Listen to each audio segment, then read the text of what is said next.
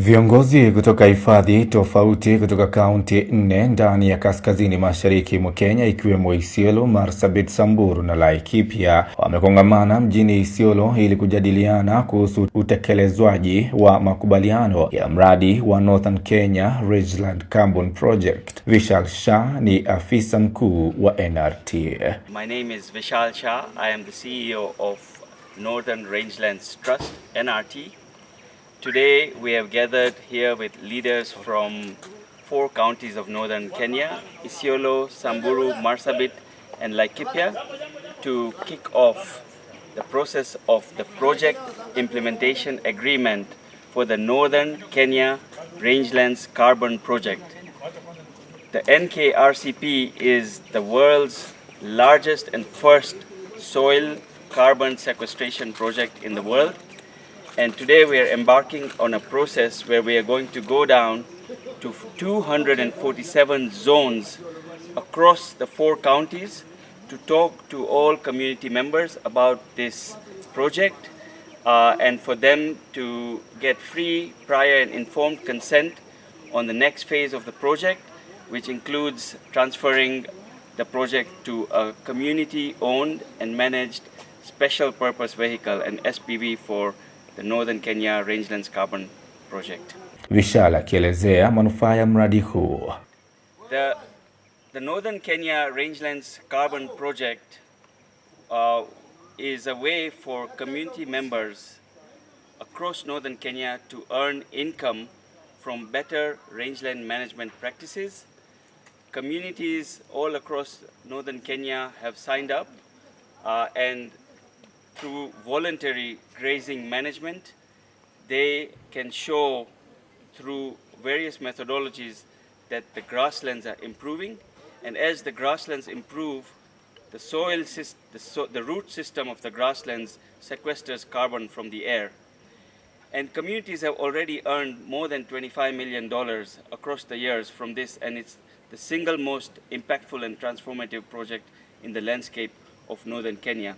As we proceed ahead, we encourage communities, government, stakeholders to support this process so the project can continue to thrive and benefit the community members. I'm the chairman of Northern Kenya Rangeland Carbon Project. In fact, today we gathered here just to get awareness of how we can take information to the community, especially on the side of PIA, as it is a new thing to us, and we need the community to get the correct picture of this process. Knowing that Carbon Project is a community-owned project where they benefit directly from the funds that we receive. Now we are at the process of going back to them so that they can get information of how this transition is going to work, because we are moving from the old style to a new style. PIA is a document that we have to take the community so that they understand it. Most of these documents are law. It is the law which has been set aside by the government in collaboration with the NRT. So in fact, that is why we gathered today here to get information so that we can relay the same information to our communities through FPIC. Normally, FPIC is the source of everything. If you want to succeed in everything, now you have to start with FPIC. So, in fact, I would say, since the project started, I'm sure most of our communities have benefited, even if we benefited in different ways. In my conservancy, at least, they have benefited because we have been paying school fees, which, of course, that one has improved the enrollment of schools. Nowadays, we don't have people moving, children just moving around without going to school. Just because of these funds, we have improved education in our areas. Zainab Hassan, mwenyekiti wa hifadhi ya Leparwa kutoka kaunti ya Isiolo, akitilia mkazo kuhusu ni kwa nini mkutano huu ni muhimu kwake na kwa hifadhi za kijamii. Kwa majina ni Zainab Hassan, Conservancy Chair Leparwa. Leo tumejumuika hapa Elboran, Isiolo County. Tuko hapa timu ya NRT, carbon stakeholders, mawakili, paralegals kwa minajili ya maneno ya PIA. PIA tumejumuika hapa ni Project Implementation Agreement ambaye tunafanya kwa kila mwaka 3. Leo hii tumekuja hapa kwa minajili ya kujulisha jamii yetu ili waelewe zaidi ni nini PIA maana yake. Siku 2 tumekuwa hapa, tumeweza kuelewa sisi kama council vile ambaye tutaweza kupeleka PIA kwa jamii zetu, kwa sababu jamii ndo wenye hii miradi, na kila kitu lazima kwanza jamii waelezwe. Baada ya jamii kuelezwa, then the feedback ambayo itakuja baadaye ndo sasa tutakuja to compile again, ndo sasa iweze kutengeneza hii PIA. PIA ni mkataba ambaye ni kati ya jamii na proponent na native. Kwa saizi mambo mengi ambayo yanaongelelewa ni kuhusu benefit sharing. Kumekuwa na maneno ya sheria ambaye imebadilika, sheria ya carbon. Hiyo sheria ya carbon ambaye imebadilika, ni vipi ambaye itatuadhiri ama ni mikakati gani tutatumia isije ikaharibu hii miradi yetu, ama tusije tukakosea mahali. So tuko hapa kwa sababu ya hiyo minajili, na baada ya hii tuta kick off kwa grassroots kufanya awareness ambaye itaenda at zonal level, then tutafanya AGM so that tuweze kuelewesha jamii yetu maana ya PIA na hiki kitabu imebeba nini. Awali tulikuwa na PIA lakini inakuanga mwaka 3. Kwa saizi imeweza kuisha huo mwaka 3, na saizi ni mzuri kwa baada ya kila mwaka 3 tunaweka hiyo mikakati ya mkataba mwingine. PIA imebeba sheria, imebeba ugavi vile tutagawa, imebeba grievance handling mechanism so that hii project yetu isiweze kuwa na mambo mingi. Ukiangalia hapo awali kulikuwa na kesi hapa ambayo iliweza kufanyika Isiolo. Hiyo kesi saa hizi tumeweka mikakati kwa hii PIA. Hii mikakati ambaye how to handle a grievance. Hiyo grievance ambaye ilikuja hiyo wakati hatukuweza pengine kufanya, lakini tumeweza kufata ile mikakati ambayo ilipeanwa. So kwa saizi I think tukitoka hapa hakuna kitu ambayo itaharibika. Viongozi kutoka hifadhi za kijamii hata hivyo wameshabikia mradi huu, hata kusifia NRT kutokana na mchango wake katika kuimarisha hifadhi hizi za kijamii. Kwa majina naitwa Peter Dakurtot kutoka Isiolo County, Oldonyero Sub County, na Napa Community Conservancy ikiwa mwenyekiti wa board. Mambo ya special purpose vehicle SPV ninaona itaboresha conservancies kwa sababu hiyo special purpose vehicle directors watakuwa wanatoka kwa jamii ambao wanaelewa sana hasa mambo ya jamii, na itainua hasa mambo ya accountability, itainua mambo ya confidence. Watu watakuwa na confidence na mradi kwa sababu wanajua wale directors ni watu wa project area, na italeta mambo ya accountability na mambo ya jamii kuwa na confidence na project. Majina naitwa Adan Denge Guracha.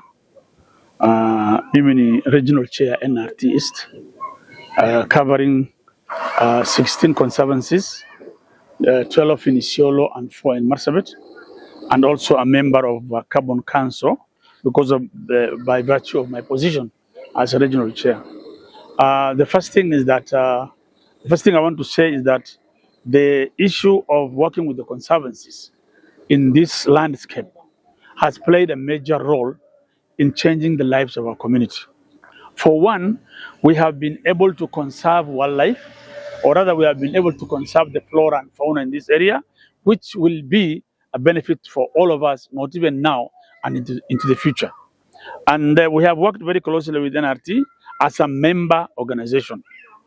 For the last 20 years, NRT celebrated its 20 year last year, and shows that we have been able to benefit excessively from this program here, conservancies. It has helped us a lot. The funds that we get from carbon has been able to help us in many ways, because about 60% of the funds that we get goes to the community. 20% goes to Rangelands, and 20% goes to administration. This 60% has helped our community to be able to go into development activities like construction of classrooms, like paying of school fees, that is in form of bursary, putting up a health facility, a lot of things that we are able to do now on our own as a community. Then secondly, we have worked with the NRT for a long time. NRT has been a proponent for this carbon project for some time now, since 2012. And as it was even mentioned this morning, we have been cited as among the best conservation or carbon production system in the world. We have had a 3 gold status because of our performance. That's the background. Now, apart from NRT being the proponents, there is that desire from the community. We want to develop our own system as a community. So the issue of this discussion on SPV came up, this special purpose vehicle.